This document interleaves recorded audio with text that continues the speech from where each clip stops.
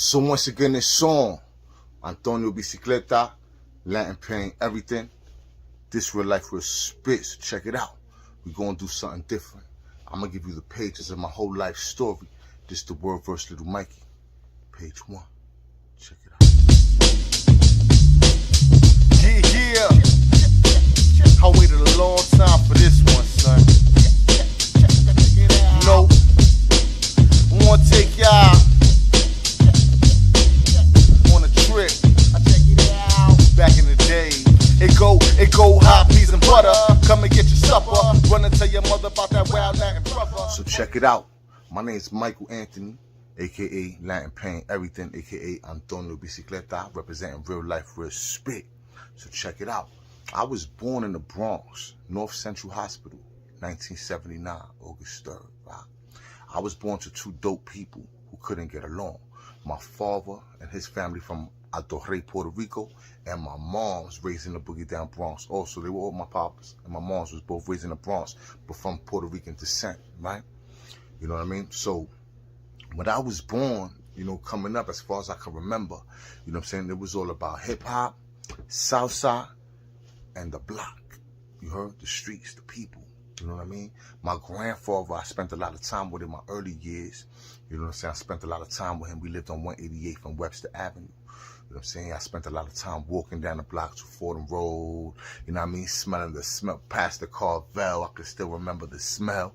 You know what I mean? Past the liquor store where the winos used to be outside bugging out. You know what I'm saying? Asking for money, maybe singing a song, chilling, playing a congo or something. You know what I mean? Shout out to Webster Park on 188. Watching my pops and my uncles play handball. You know what I mean? And just doing what Boricuas do in the Bronx, right? But for some weird reason, my moms and my dad couldn't get along. You heard? I went to PS 85 across the street from the house too. You know, I thought I was a little kid, you know, 4 or 5 years old. As far as I can remember, 5 years old, hitting kindergarten. You know what I'm saying? Meeting the kids and all that, thinking it was cool and all that, going home to a parents that couldn't get along. Now, mind you, I'm not disrespecting them. They were young people at the time, you know. My moms had me at a very young age. You know what I'm saying? My moms and pops were young when they had me. But I loved Webster Avenue. But one day, we moving. My mom's left my dad. In 1985, summer, we went to Bedford Park and Decatur Avenue. You heard? Not too far away. I still spent time on 188 from Webster. I still spent time with my grandparents and my aunts and uncles down there. You know what I'm saying? And then my mother's side, they had a lot of family lived on the other side of the Bronx. You know what I mean? I still spent time all over the Bronx. But Bedford Park, Decatur Avenue, is where my story really takes place, you know what I'm saying, really starts. You see, my moms and dad couldn't get along, and there's some things I won't say, but it was probably, they had a violent, toxic relationship. We moved to Bedford Park, where not too long later, my mom's gets with a man who was in the military, you know? And he was dope to me, you know what I'm saying? Like, in the beginning, it's always dope. It's always dope in the beginning. But in the beginning of her relationship with him, we knew to Bedford Park. I fell in love with dude as a parent. You know what I mean? My pops, God bless him, I love him too. But my step pops, you know, he meant a lot to me. You know, that first year. But I tell you, that same year too, I met my best friend who had passed away, Vincent Rodriguez. Now, after a year living in Bedford Park, though, you know, things started to get weird for me, bro. By the time I was 7 years old, you know, I was fighting. That's a fact. By the time I was 7 years old, I was fighting kids in the lobby, kids on the block. You know what I mean? They didn't really like me because my stepfather was German and Native American. He looked white. And my mom's was Puerto Rican. And they used to call us, me and my sister's names, like zebra kids. And, oh, you got a white boy father and this, that, and the third. And I used to not like it. So I used to get it on. You know what I'm saying? Because I was very timid and I was very fragile when I was little, you know what I mean? From some of the things I had already seen, like the violence between my mother and father, you know what I'm saying? I was very emotional, you know? So you couldn't just joke on me. I didn't have a sense of humor when I was little like that. I did, but I didn't, you know what I mean? I had to be very comfortable with people in order to laugh with them, you know what I'm saying? Anyway, by the time I was 7 years old, man, you know, I already was known for not being a cool kid. I really wasn't the cool kid. You heard? They didn't like me. You know what I'm saying? I dressed, my moms really didn't have no money. We was poor people. You feel me? My clothes wasn't always up to par. The kids used to joke on my kicks and joke on my clothes. And man, that made me want to fight. You feel me? So coming up in my early years, you know, I didn't like the kids that much because they had jokes. Now I had my cousins, Jay, I had my cousin Ronnie, I had my Uncle Frankie, who's a year younger than me. I had my little sisters who I love and adore, you know what I'm saying? I had them, but outside of them, I only had one friend and his brother, Vincent and Jamie Rodriguez. It was really like my only friends. They had other friends who eventually would get cool with me, but in the beginning it was just us, you know? So there I was, man, going through elementary school, not the most popular kid, not the most liked kid, you heard, but with a lot of love in my heart for the other kids. Even though they did me wrong, I used to still feel for them. You know what I'm saying? Even though they would be mean, I used to feel for them. You know what I'm saying? Like, damn, why they like that, you heard? I got a step-pops, though, that wasn't the nicest dude either. My step-pops was not the nicest guy. Now, God bless him, we had a lot of good times, but we had a lot of bad times, too. You know, he was very physical. He put his hands on you when you didn't do the right thing. You know what I'm saying? It was very confusing because my real father never stepped up to defend me. You know what I mean? Even if he knew or not. And God bless him, I don't know what that was about, though. So I used to get a lot of ass whippings from a man that wasn't biologically my pops. You know, and he used to make me fight other kids because he thought that by me fighting all the time, it would create a man. I would grow up to be a man. What he didn't know was I don't like to fight. I used to fight with tears in my eyes, bro. I used to fight with tears in my eyes. I hate fighting, to keep it real with you. I could do it. I'm all right with it. But I don't like it. You know what I'm saying? I never liked it. You know, so growing up, I always had this pain in my heart. Like, damn, why is this world so ugly? Why does it feel like this world, for the most part, is against me?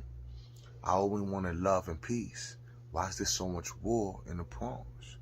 You know what I mean? Even through elementary, you know, I had a lot of fights, you know, and I used to be sad about them. I would be literally sad after the fight, but I knew that backing down would be a bigger embarrassment, you heard? And I was scared of embarrassment. So instead of walking away from a lot of fights, you know, well, I let them happen. And I went in and I got involved in them. And I realized that I was pretty all right with it. You know what I'm saying? Even if I lost, people knew that they was in a fight. So by the time I was about around 11 years old is when I started to get friends.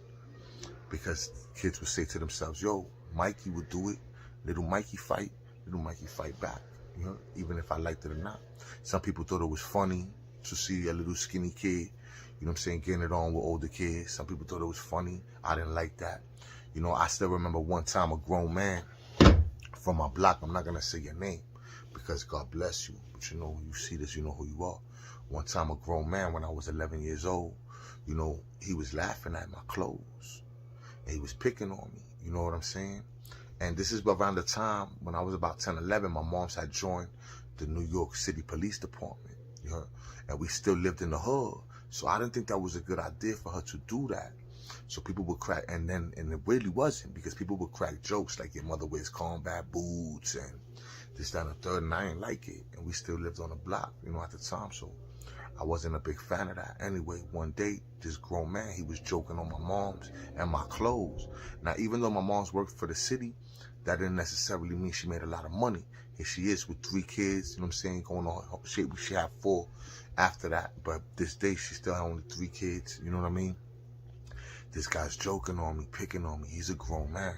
You know, I'm emotional about it. I'm like, man, son, if he don't stop, I got to do something to him.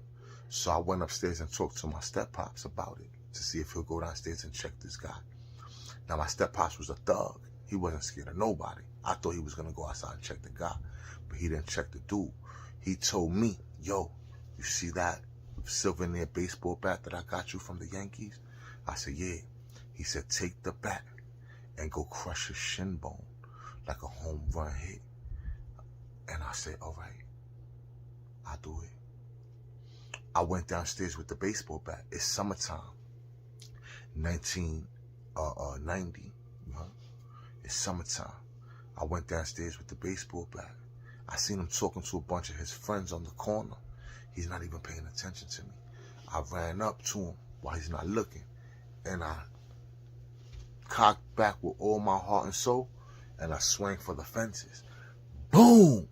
Hit him in the shin bone. When he said, ah, he looked at me. When he looked at me, boom, I hit him in the head. He started running around the car like, yo, what is Shorty doing? Because he tried to grab the bat from me, and he missed. So I hit his hand. He's running around the car. I'm chasing him around the car, crying, emotional, telling him this is the last time you're going to bother me, bro. Anyway, the older fellas grabbed me, you know what I'm saying? One dude balked on me. They sent me on my way. They took my baseball bat. You know? So now I'm missing my baseball bat. Guess what? I'm emotional about that too. So now I tell my stepfather I did what you told me to do, but I lost my baseball bat. So he went and got me my baseball bat back. That's a fact, man. You know what I'm saying? Another time, just to show you how emotional I am. Another time, you know, I was in love with my cousins and my sisters. You know, I was. Even though my steppops was a jerk sometimes, I was in love with him too. You know what I'm saying? Even though he was pretty abusive, you know what I mean? But God bless him. You know, I forgave him for a lot that I won't put out there. You know, but one time too, I saw my older cousin who I was in love with. I loved this girl, you know what I'm saying? I looked up to her.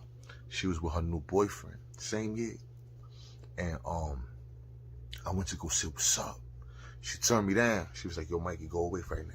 So the dude, he was like, yo, get out of here, little nigga. Da-da-da-da. So I didn't like the way he was talking to me. It hurt my feelings because I just wanted to say what's up to my cuz. And y'all dissed me. You know what I'm saying? So I went upstairs. I didn't go upstairs yet. I said something back to the dude.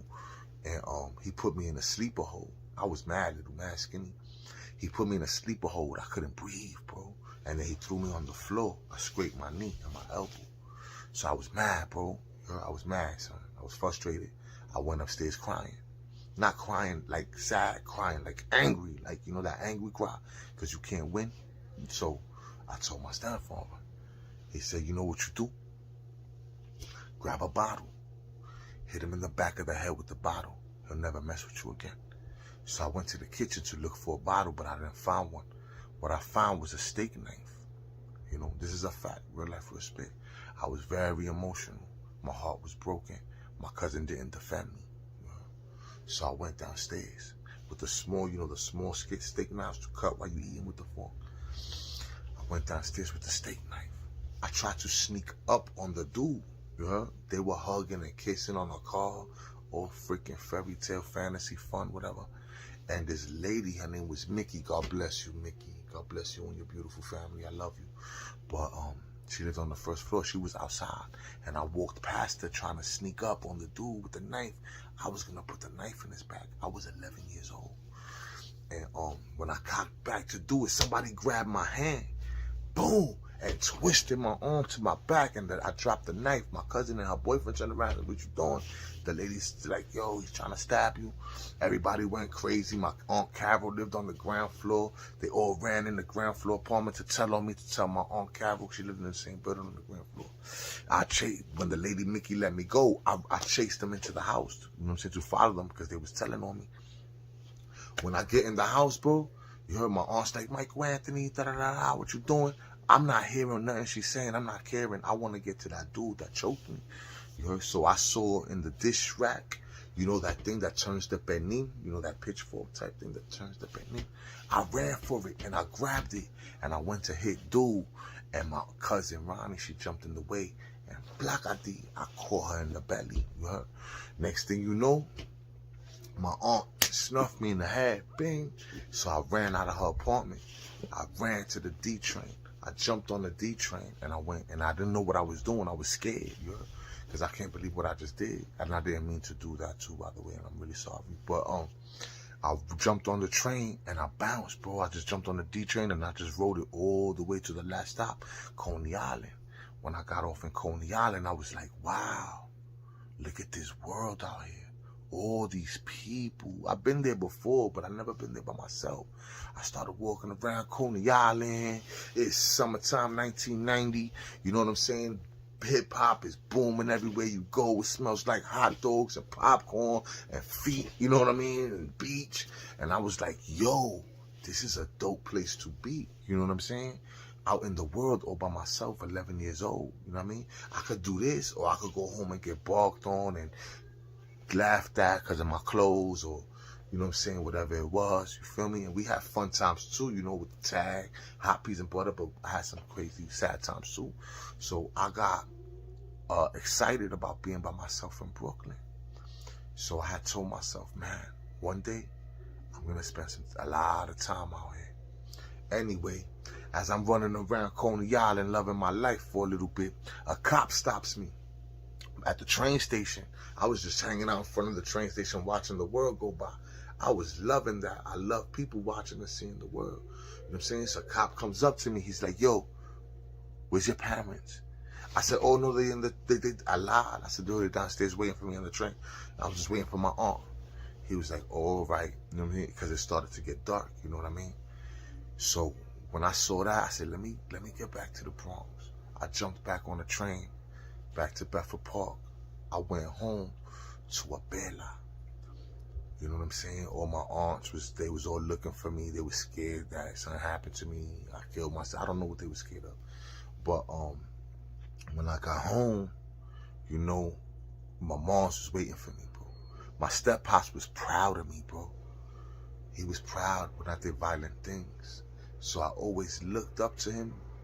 Well, not really looked up to him. I wanted his love and his respect. So violent things got his love and respect. You know what I mean? My mom, she didn't want violent things. So she gave me a bailout for hurting my cousin and for trying to kill somebody. I felt bad for that, but I didn't learn my lesson. Anyway, you know, around that time is when my mom was thinking about leaving my stepfather due to the psychological and verbal and physical abuses that I had to endure in his hands. Now, it was weird because I had something like Stockholm Syndrome. Even though there was times where he did us wrong and he wasn't supposed to do some things, I still was in love with him. I was in love with my abuser, so to say. You know what I mean? My sisters didn't get it as much as me, but I got the name calling and the hair pulling and the ass whippings and the told to fight kids. And, you know, I was going through a lot of things. We even had BCW ask me questions before, no types of stuff. So the next year, 1991 came around. And I believe I'm like in the 6th grade now. And it was all Salsa, Arroz con Pollo, Malta that year. You know what I mean? I was having a dope year. People started to like me, you know what I'm saying, in the neighborhood. I started to get more friends, you know what I'm saying? I was always with Vincent Rodriguez, though. Always. I mean, every day of my life since 6 years old, I was always with Vinny. And I got many stories with Vinny, but, you know, 6th grade was pretty dope. You know what I'm saying? Like, my mom started to actually buy me some cool clothes. My mom, don't get me wrong, my mom's didn't have me a bum. She just wasn't with the cool fashions, and I wasn't with the times. You know what I'm saying? So people used to laugh, but now 6th grade, nobody was laughing no more because I punch you in your face. You know what I'm saying? I bite you, I scratch you, I kick you. You know, at this time. So people, and I started hanging out with Alvin Cruz. God bless you, Alvin Cruz. And people started to give me my respect. You know what I mean? But after that year was over, I found out one day, after the school year was over, I'm outside one day playing Chinese handball on the wall. Remember Chinese handball? You know, hit the floor to the wall. And my mom's pulls up with a U-Haul truck. You heard? My mom's pulled up with a U-Haul truck. It's summertime. The Johnny Pump is hip-hop, nice and smooth. It's playing in the background. I'm loving my life. You feel me? I love Bedford Park. Salute to Bedford Park. But my mom's pulls up with a U-Haul truck and some big, brolic white dude. You know, I don't know who he is. You know what I'm saying? She comes, yo, Michael Anthony and your friends. Now, my step-pops at the time, he was at this school to be a bartender. You know what I'm saying? So my mom's pulls up with this new dude. She's like, yo, everybody pack up. We leave. Come help me move the house. Come help me pack up. We leaving. I said, what? We leaving? I'm from Bedford Park. That's what I told my mom. I said, Mom, look, I love you, but we from Bedford Park. We ain't leaving. And who the hell is this nigga? That's what I said. My mom said, Michael Anthony, not right now. Come on, we got to go. But she was trying to get everything moved before this nigga came home. I told my mom, yo, Mom, you could go. I'm going to stay with my stepfather. She was like, what? I said, yo, Mom, I love you, but I'm not leaving Bedford Park. This is where we from. So she got mad. She got some other kids to help too. They start packing up. I'm playing in the street. Karma's a mother flower too. Karma's rip. And don't disrespect your mother, bro, no matter what. You only get one mother, yo. But anyway, that day I wasn't with it. So she went upstairs. I kept playing Chinese handball. Boom, boom, boom. This is a true story, real life, real spit. This is what happened to me this day. When I hit the ball one time playing Chinese handball, my mom's mad at me. They moving the stuff in and out the building. I hit the ball and it went into the street. I chased it into the street and got hit by a car in my face. Bang, he stopped. He tried to stop, you know, but he still clipped me. Boom. I'm dizzy. I ran, bro. I don't know why I ran. When he hit me, I just ran like I blacked out and I ran around the block. You know what I'm saying? Dudes from my block, shout out to Ray Roller, Papo, Big Vic, you know what I'm saying? Ken Ortega, whoever was out there. I don't know who, everybody who was out there that day because the whole world was out there when I got hit. But they put the beats on the dude that hit me with the car. I ran around the block and the dude was peeling off while people was trying to pull him out the car, but he got away. You know what I'm saying? God bless him. I hope he all right. You know what I'm saying? But dudes was punching him through the window. My cousin Jay threw a brick in the back window. You feel me? My cousin Jay grabbed me. Yo, why you running for? I'm like, I don't know, nigga. He's like, yo, you bugging. Anyway, it wasn't that bad of a hit, though. It scraped my eye. You know, I was bleeding a little bit, but it wasn't nothing to go to the hospital for. You know what I'm saying? At least that's what I thought. You know what I mean? And my mom's came down. What happened to your face? I told her that I was playing tag, and I ran into the bus stop pole. She was like, you ain't running to no bus stop? Because, you know, the 26 buses right there. You ain't running to no... I said, yeah, I lied to my moms, man. Anyway, she left. She said, yo, you coming? I said, nah, mind you, I got family from Bedford Park to Fordham, from Fordham downtown. Like, I got different family members. I always used to go to their houses. I know where I'm good. I'm good where I'm at. That's what I'm thinking. Right to my moms, yo, ma, I'm not going, yo. I love you, but I'm going to stay. She got mad. She was like, yo, how you going to do that? She left. She left me there. So I'm chilling.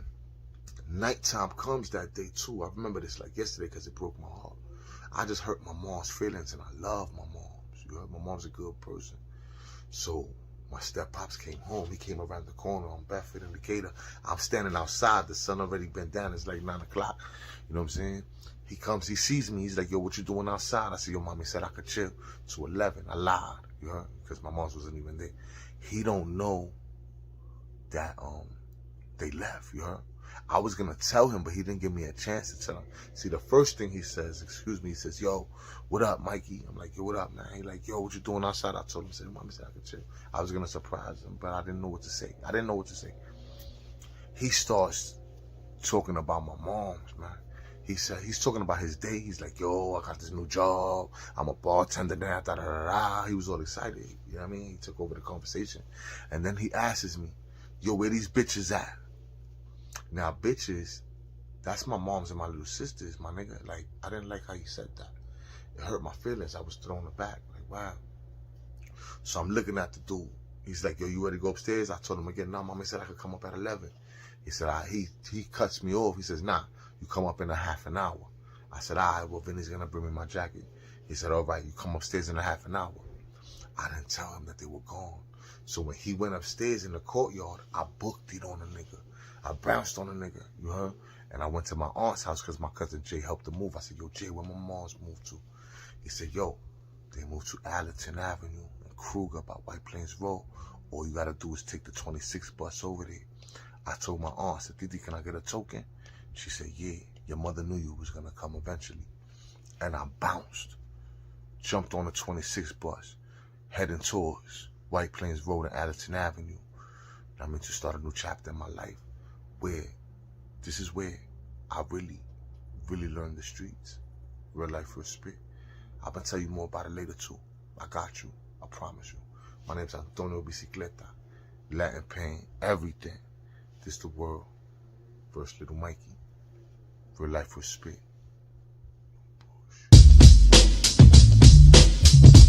Yeah. I waited a long time for this one, son.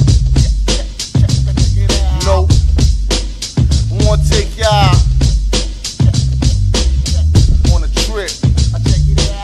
Back in the day, it go hot, peas and butter. Come and get your supper. Run and tell your mother about that wild Latin brother. Funny mother, could have been in living color. Rep the boogie down Bronx like no other in a fresh white.